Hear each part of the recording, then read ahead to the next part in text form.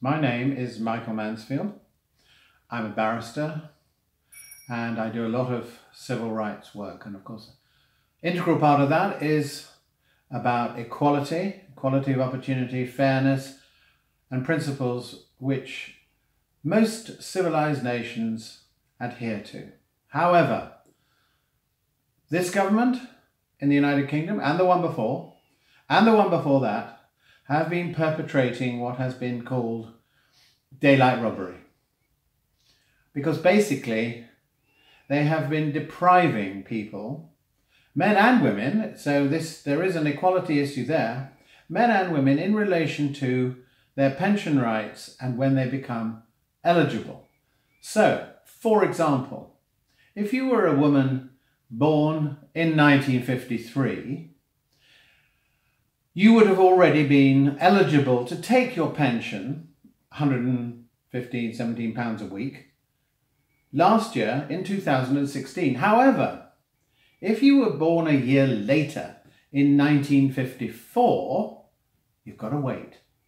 You wouldn't have got it last year, you wouldn't have got it this year, and you won't get it until 2019.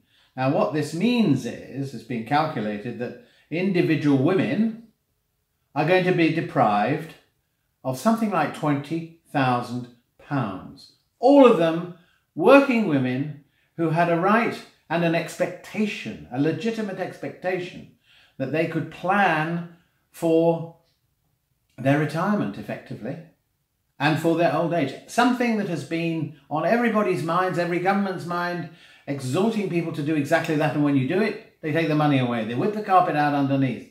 And they're not going to change that policy either.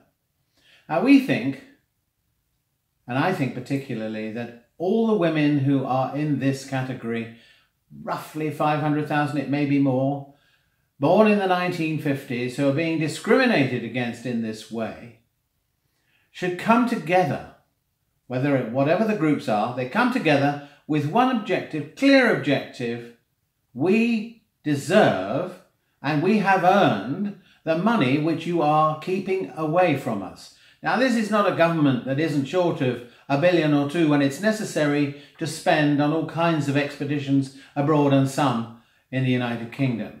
And when they want to spend money they can, so this really isn't about money. That is how it's dressed up.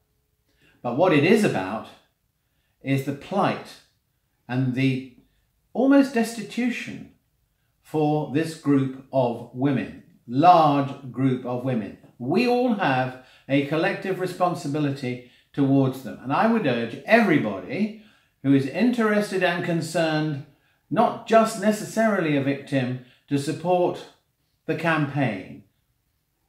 #BackTo60.